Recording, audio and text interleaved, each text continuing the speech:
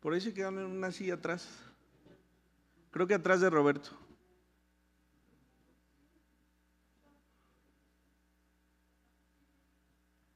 Vaya, hermano. Bueno, vamos a iniciar con una oración, hermanos. Señor, te damos gracias porque nos permites encontrarnos en este lugar. Tu palabra sin duda es la enseñanza que todo creyente debe tener. Por supuesto que aprendemos de los hermanos quienes nos enseñan, pero tu palabra es muy firme en hacernos ver que debemos siempre inclinarlos por lo que en ella está escrita. Te ruego, Señor, que solo podamos hablar verdades escritas allí y que tú nos des sabiduría para entender lo que tus siervos escribieron en ella por inspiración tuya, por inspiración de tu Espíritu Santo. Te damos gracias y te pedimos, Señor, que podamos siempre filtrar todo lo que escuchamos a través de tu palabra. No somos, Señor, sabios que crean que tienen toda la verdad en sus palabras. Por eso queremos pedirte que nos enseñes a depender de ti. Te damos gracias por esta nueva carta que iniciamos y te rogamos que sea de bendición para tu iglesia. En tu nombre, Jesús, oramos. Amén. Bien, iniciamos con la primera carta de Juan. Hemos estado leyendo las últimas semanas, los últimos meses acerca de las cartas del apóstol Pedro. Y hoy nos encontramos con esta primera carta, este primer capítulo de Juan. Este hombre que representa una enseñanza muy firme en la palabra del Señor en el Nuevo Testamento. Por supuesto, el Evangelio de Juan, la primera, segunda y tercera cartas que nos encontramos ya casi al término del Nuevo Testamento. Y quizá la profecía más difícil de comprender, que es el Apocalipsis, por los simbolismos que en él tienen, pero también de los más importantes, de acuerdo a lo que sucederá, ¿no? Juan, un hombre ya avanzado en años, porque esta carta se escribe arriba de los primeros 90 años, es decir, el año 93 o 94, partiendo por supuesto del nacimiento del Señor Jesucristo, es decir, al término del primer siglo. Así que es un hombre avanzado en años. Podemos encontrarnos con que es un hombre anciano escribiendo a por lo menos 3 generaciones, ¿no?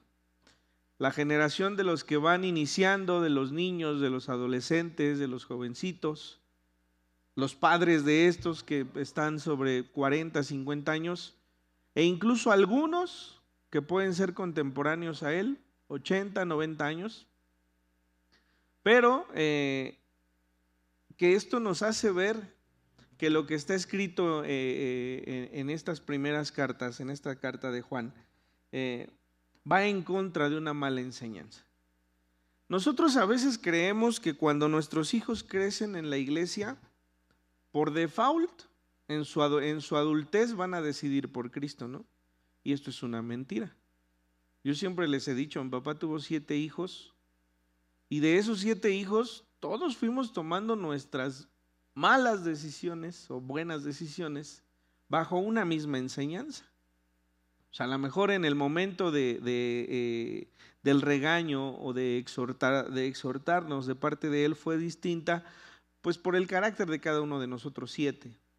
Pero la enseñanza en la iglesia fue la misma para todos, y en su momento todos decidimos de una manera correcta o incorrecta según los ojos de cualquiera, pero en ningún momento era garantía que él fuese el pastor, ¿no?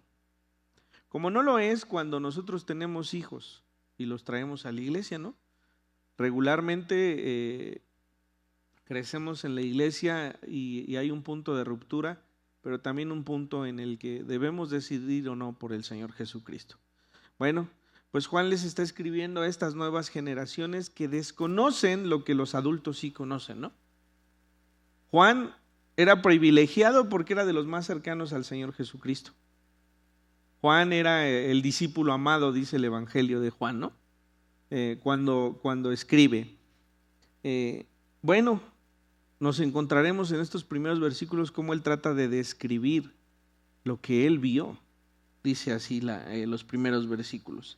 Y había 3 enseñanzas esenciales que nos deben dejar en un contexto sobre ello. Lo primero de ellos era que los falsos maestros enseñaban que no era necesario aceptar a Jesús como hijo de Dios para conocer a Dios.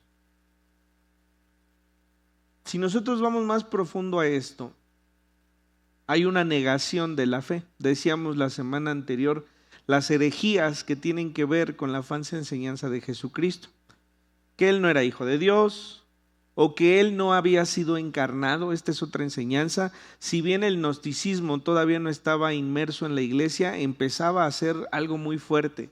El pensamiento del gnosticismo quiere decir lo siguiente: el espíritu es bueno y el cuerpo es malo. Por tanto, Jesucristo no pudo haber nacido en carne. Si Él es bueno, no pudo haber habitado un cuerpo carnal. ¿Sí?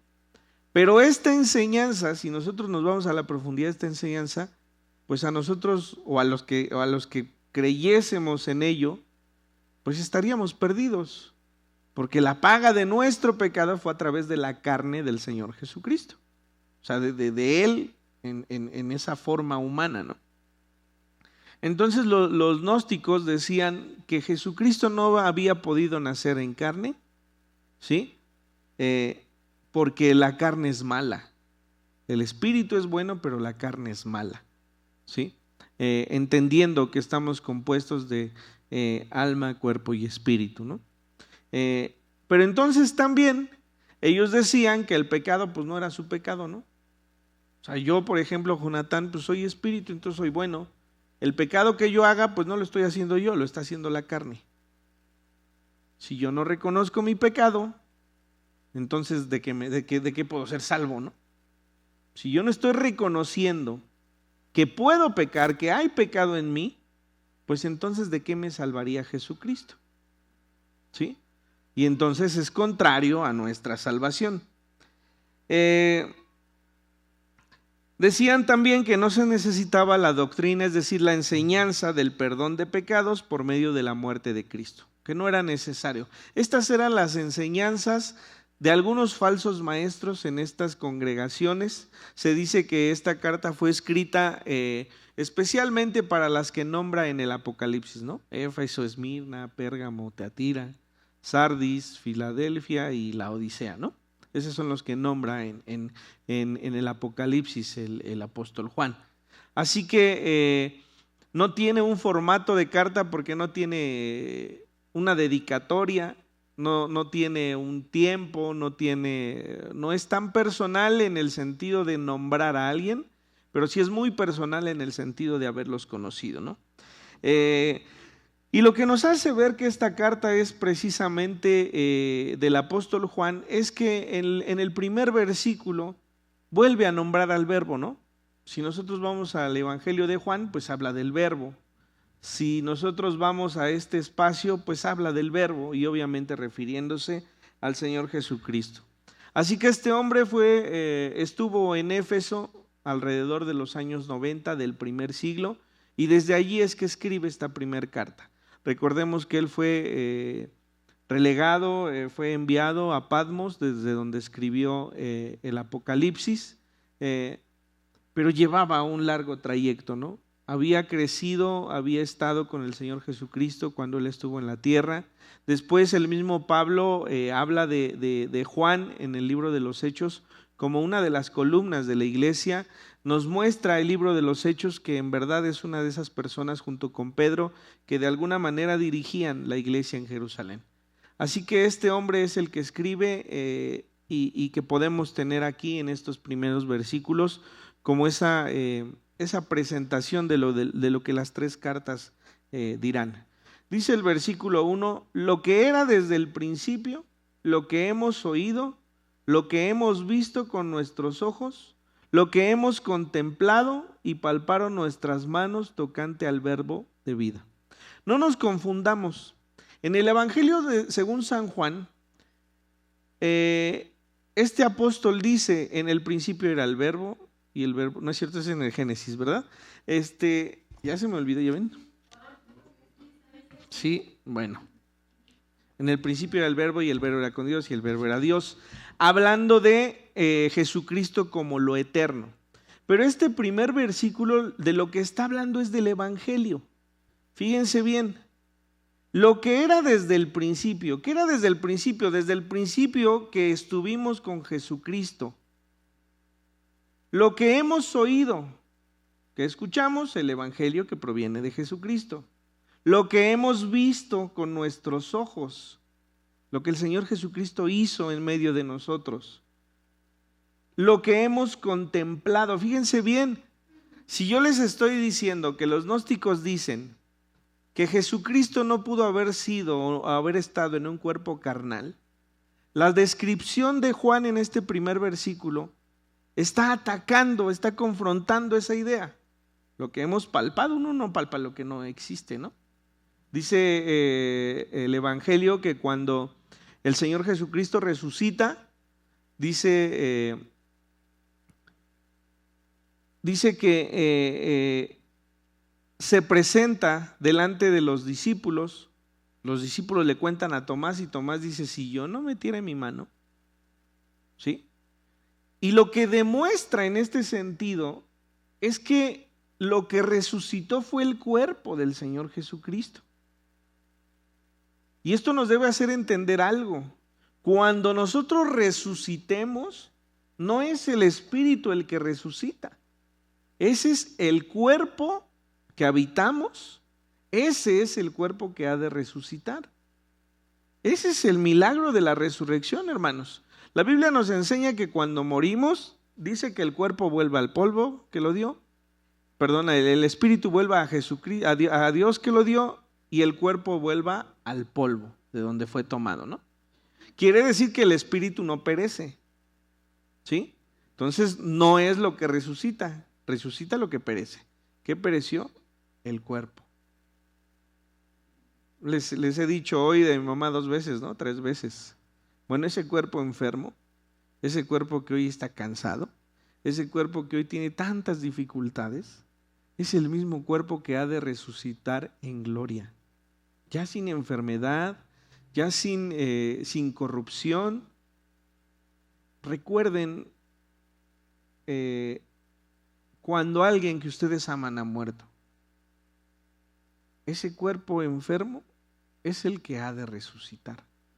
Así que bueno, el Señor Jesucristo, que es la primicia de la resurrección, dice el apóstol Pablo en Corintios, su cuerpo es el que resucita. Se presenta delante de los discípulos y le dice a Tomás, Tomás, mete tu mano en mi costado. Siente mi cuerpo. Siente que ese cuerpo que tú viste ser destruido, hoy es el que está frente a ti y que puede ser palpable, ¿no? Bueno, esto es lo que Juan dice. Lo que era desde el principio, lo que hemos oído, lo que hemos visto con nuestros ojos, lo que hemos contemplado y palparon nuestras manos tocante al verbo de vida. Por eso les decía, aquí no se refiere a la eternidad de Dios, se refiere al evangelio que aprendieron desde el principio que Jesús estuvo con ellos. Todo de lo que ellos fueron testigos. Dice tocante, hablando del verbo de Dios, ese mismo verbo que describe en el evangelio. Versículo 2, porque la vida fue manifestada y la hemos visto y testificamos y os anunciamos la vida eterna, la cual estaba con el Padre y se nos manifestó. Está hablando claramente de Jesucristo. La vida fue manifestada. Dios es la vida. y fue manifestada a través del Señor Jesucristo en la tierra. La hemos visto, haciendo la semejanza o la comparación o la metáfora, si lo queremos ver así, del Señor Jesucristo con la vida.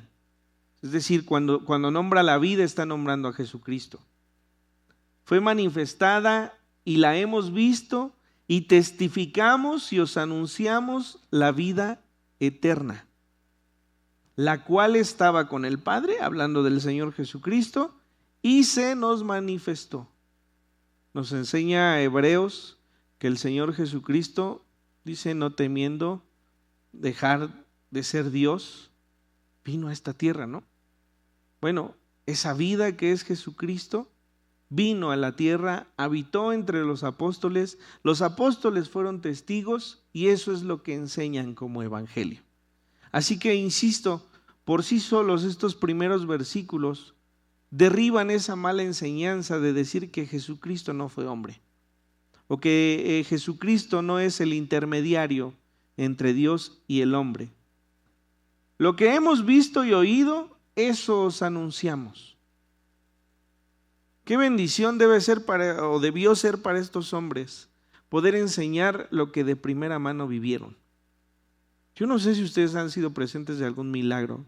Creo yo que todo es milagro de parte de Dios, pero algo extraordinario, algo que no es común, algo que yo no sé si han podido ser testigos.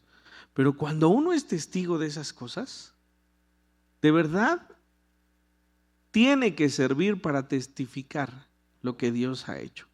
Yo me acuerdo mucho hace muchos años, cuando mi hermana enfermó. En el momento en que nos reunió como familia y nos dijo que estaba enferma, creo que fue un golpe para todos nosotros como hermanos, para mis padres por supuesto, pero que nos llevó a buscar de Dios de otra manera.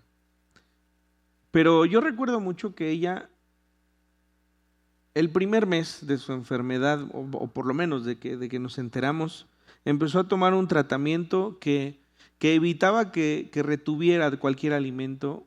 Todo lo que tomaba lo volvía.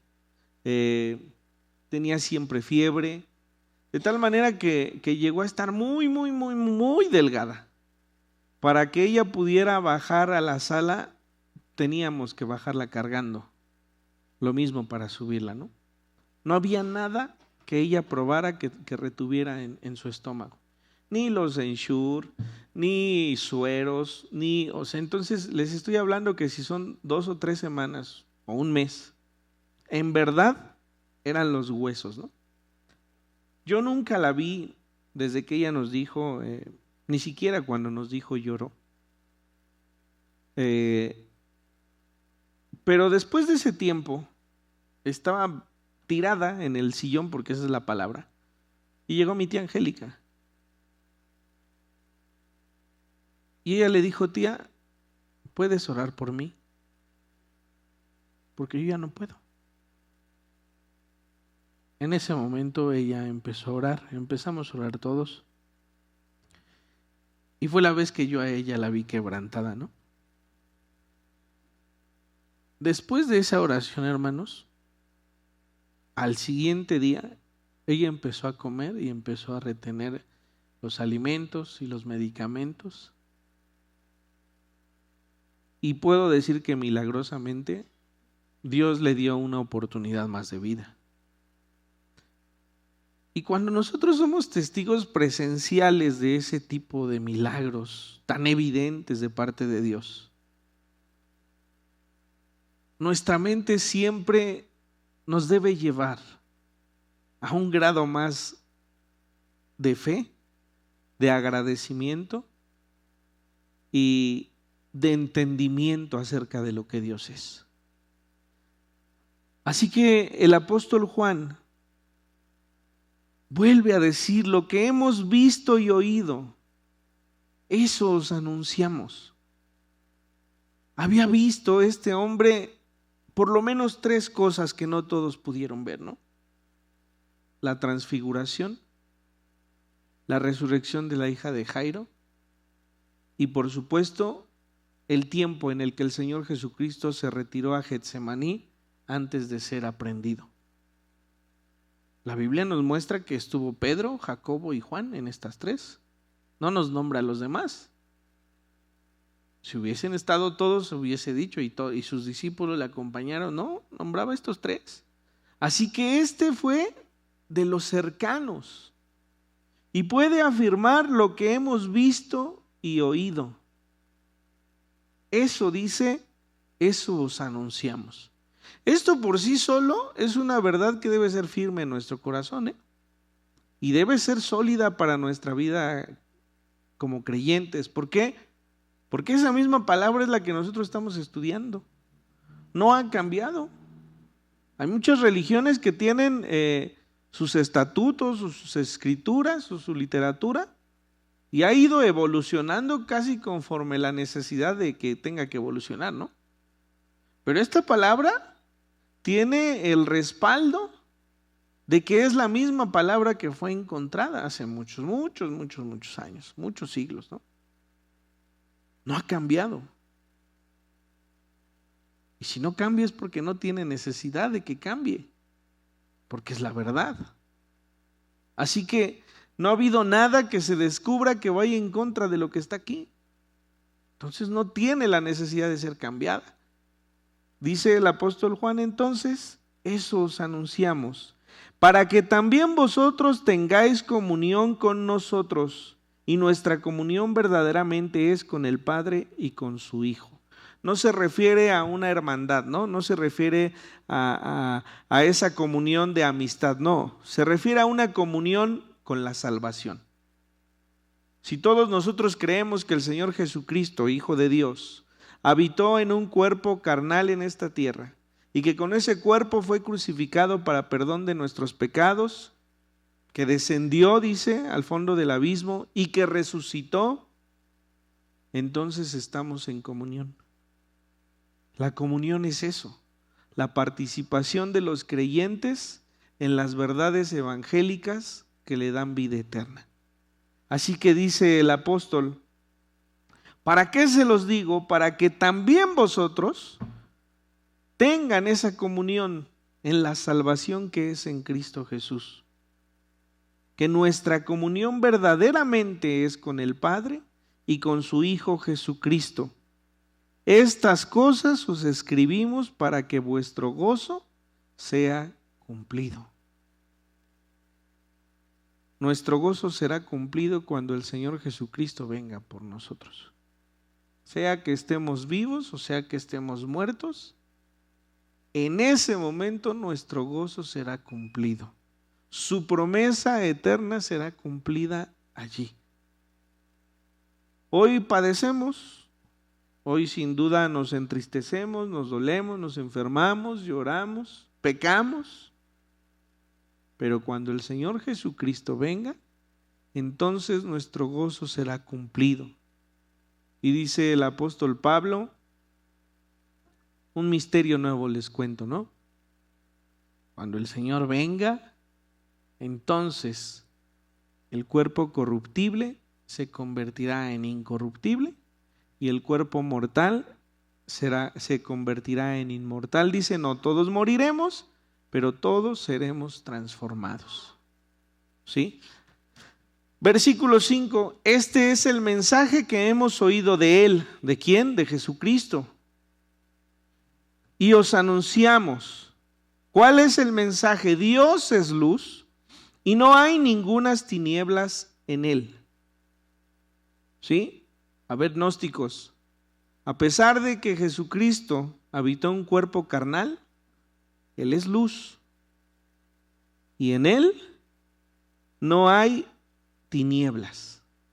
No hay ninguna tiniebla, a pesar de habitar en un cuerpo carnal, como nos lo enseña la Escritura. Si decimos que tenemos comunión con Él y andamos en tinieblas, mentimos y no practicamos la verdad. Muchas veces en las iglesias se predica que si alguna persona sigue pecando, entonces no ha conocido a Dios y entonces no es salvo. Yo les preguntaría, ¿ustedes creen que si el Señor Jesucristo viene hoy, tienen vida eterna? Sí, ¿no? ¿Y acaso no han pecado? ¿O no hemos pecado? Lo hemos hecho. Y entonces, según esta enseñanza, cada que pecamos perdemos la salvación. No, no es así. Pero eso es muy distinto a que no tengamos ese arrepentimiento constante.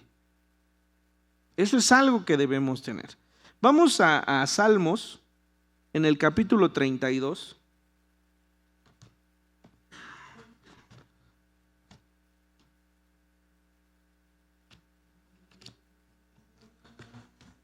Salmos capítulo 32.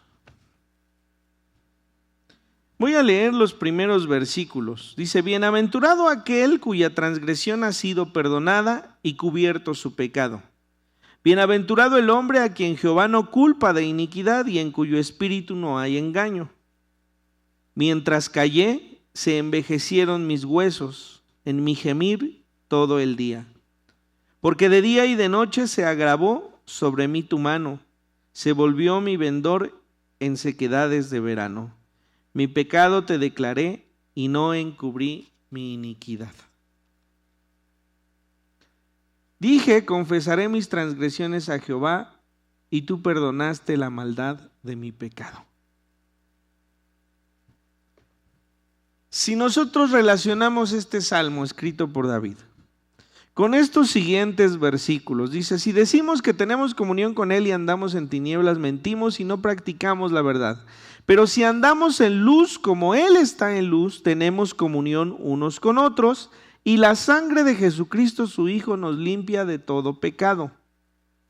Si decimos que no tenemos pecado, nos engañamos a nosotros mismos y la verdad no está entre nosotros. Si confesamos nuestros pecados, Él es fiel y justo para perdonar nuestros pecados y limpiarnos de toda maldad. Si decimos que no hemos pecado, le hacemos a Él mentiroso y su palabra no está en nosotros. A ver, estos hombres ni siquiera reconocían su pecado porque decían, el espíritu es bueno, pero habitamos un cuerpo de carne, ¿no? O sea, no es lo mismo que como el apóstol Pablo escribía, ¿no? El apóstol Pablo decía, ay de mí que queriendo hacer lo bueno, lo malo hago, porque habito este cuerpo de carne, ¿no? Sí, ay de nosotros, porque a pesar de que nuestro espíritu está dispuesto, como decía el Señor Jesucristo a Pedro, nuestra carne es débil. Por eso es que necesitamos de un Salvador, precisamente por eso. Porque nosotros constantemente dejamos de estar en comunión con Dios por el pecado que cada uno de nosotros cometemos. Pero dice David en el Salmo, mientras callé, esto pasa con el pecado, mientras nosotros callemos y no reconozcamos nuestro pecado, estamos alejados de Dios de tal forma que hasta enfermamos. Pero casi como si Dios nos liberara cuando nosotros confesamos nuestro pecado, entonces nuestro corazón descansa. No hay nada más oculto. Mi papá siempre decía eso. Las cosas hay que decirlas y en ese momento se termina todo, ¿no? Ya si cada uno de nosotros quiere hablar de los hermanos, bueno, ese es asunto suyo. Pero cada uno de nosotros somos liberados de esa carga. Eso es lo que pasaba con el peregrino, ¿no? Ahora que lo estamos leyendo. Cuando llegó a la cruz, dice que su carga... Pero ese no fue el fin del camino, ¿no? El transitar después tiene que ver con la vida del cristiano. Pero cuando llegamos a la cruz, ese pecado debe quitarse de encima de nosotros. Así que David enseña que es necesario que vengamos delante de Dios y que confesemos nuestro pecado. Delante de Dios, no delante de otro hermano, no delante del cura, Si nosotros queremos confesar nuestro pecado con algún hermano, que sea para edificación. Hay iglesias que enseñan esto, hay iglesias que hacen partícipes a las congregaciones, que el hermano o la hermana que está transgrediendo debe pasar al frente y debe confesarlo. Yo honestamente creo que eso no cambia las situaciones. Alguna vez tenía una amiga que se embarazó, obviamente sin estar casada, y la hicieron pasar al frente. Y lo que ella dijo, en lugar de ser edificante para la congregación, fue contrario, ¿no? Dejó muy claro que pasaba porque la estaban obligando a hacerlo. Eso no edifica a la iglesia. Pero si en su momento nuestro pecado, lo que hemos hecho, edifica a nuestros hermanos, tengamos la tranquilidad de poder hablar con ellos, de expresarlo, y de pedir a Dios que utilice esto para que nuestros hermanos de alguna manera atraviesen lo que están atravesando de una mejor forma, ¿no? Pero la Biblia nos enseña que no hay un solo intermediario más que Jesucristo. Debemos confesar nuestro pecado con Jesucristo. Él es el puente entre Dios y nosotros. No es ni el cura, no es ni el sacerdote, no es ni el papa. Solamente Dios. Solamente Jesucristo, Él es el intermediario, ¿no? Y entonces dice, pero si andamos en luz como Él está en luz, tenemos comunión unos con otros y la sangre de Jesucristo, su Hijo, nos limpia de todo pecado. No es contradictorio. Hermanos, cuando nosotros hemos creído, ya estamos en comunión unos con otros, porque todos hemos sido salvados de la misma forma, en pecado. Ni yo, ni ustedes, ni mi papá, ni el pastor más reconocido que ustedes quieran tener, ha sido alcanzado de una manera distinta. Todos hemos sido alcanzados en pecado. Todos. Todos hemos alcanzado la salvación en Cristo Jesús. Por eso dice, si andamos en luz, o sea, si Jesucristo ha imputado en nosotros la salvación y la vida eterna sin merecerla, entonces somos partícipes con Él de la luz, de lo que Él es, ¿sí? Y dice, tenemos comunión unos con otros y la sangre de Jesucristo, su Hijo, nos limpia de todo pecado. Ni Juan, ni Pedro, ni Pablo, jamás dicen les limpia, dicen nos limpia. A ustedes que están leyendo y a mí que estoy escribiendo, la sangre de Jesucristo nos limpia de todo pecado. Si decimos que no tenemos pecado, nos engañamos a nosotros mismos. Gnósticos, si ustedes dicen que son espíritu y que entonces el pecado no proviene de ustedes, ustedes solitos se están engañando. Y la verdad, dice, no está en nosotros. ¿Cuál verdad? Por cuanto todos pecaron y están destituidos de la gloria de Dios. Porque la paga del pecado es muerte, mas la dádiva de Cristo es vida eterna. Esa es la verdad. Si ustedes se engañan y dicen no hay pecado en mí, entonces no necesitan un Salvador, ¿no? Nadie necesita un curita si no se ha cortado, ¿no? Bueno, si no hay pecado en ustedes, si ustedes creen que no hay pecado en ustedes, pues ¿a qué vienen con Jesucristo, no? No hay necesidad. Dice el apóstol Pablo, bueno, entonces comamos y bebamos que al final moriremos. ¿Sí? Entonces, nos engañamos a nosotros mismos y la verdad no está en nosotros. ¿Cuál verdad? Que en todo hombre creado hay pecado. Jesucristo no fue creado.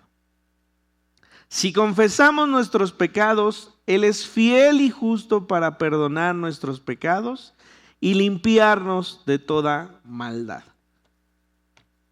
Proverbios 28, versículo 13, dice, el que encubre sus pecados no prosperará, mas el que los confiesa y se aparta alcanzará misericordia. No dice el que no peca, el que no encubre sus faltas, el que no encubre sus pecados, alcanzará misericordia.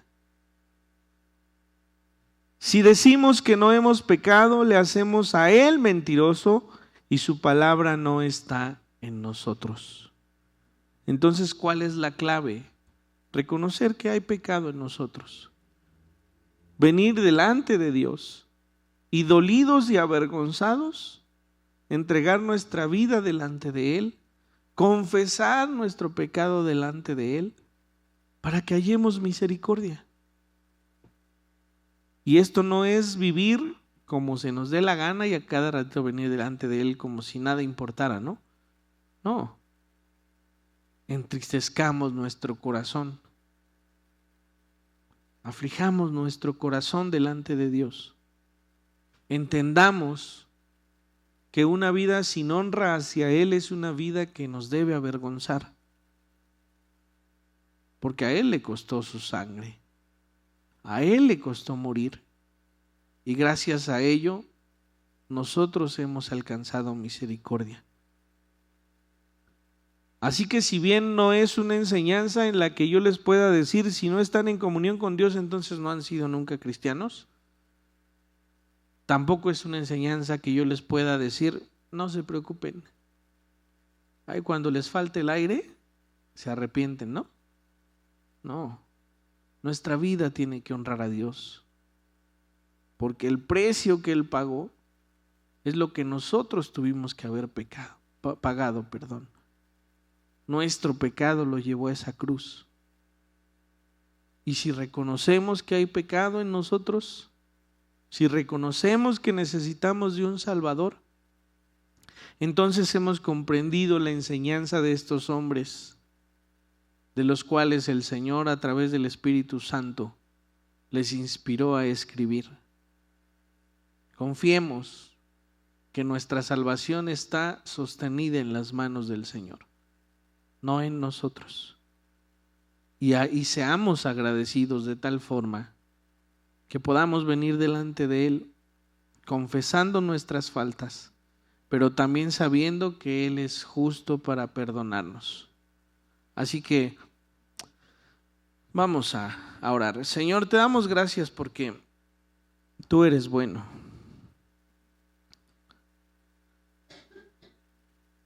En ocasiones, Señor, tendríamos que reconocer que nuestra vida no te honra.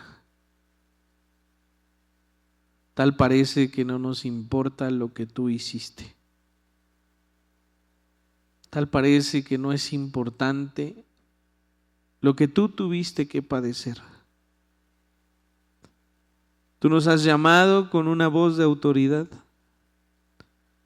Nos has llamado con soberanía y con firmeza. Y hoy, Señor, aunque reconociendo que hemos faltado a tu nombre, debemos abandonarnos en ti, esperando que tú nos escuches. Te damos gracias porque esta preciosa salvación está sostenida en tus manos. Nuestros pecados pasados, nuestros pecados presentes, nuestros pecados futuros han sido llevados sobre ti en la cruz del Calvario. Tú fuiste, dice tu palabra, maldito para que nosotros no lo fuésemos. Tú moriste para que nosotros no muramos. Tú, Señor, lo has hecho todo perfecto. Por ello, Señor, es que hemos hallado gracia y misericordia. Te ruego que si tenemos la necesidad de confesar nuestras faltas delante de ti, lo hagamos, Señor, avergonzados, pero con la esperanza de saber que hallaremos misericordia delante de ti. No permitas que olvidemos todo lo que tú hiciste por nosotros en aquella cruz. Que sea una verdad que siempre esté presente en nuestro corazón para vivir agradecidos y confiados en que cuando tú vengas por tu iglesia, Señor, seremos levantados por gracia y misericordia tuya. Te damos gracias y oramos en el nombre de nuestro Señor Jesucristo. Amén.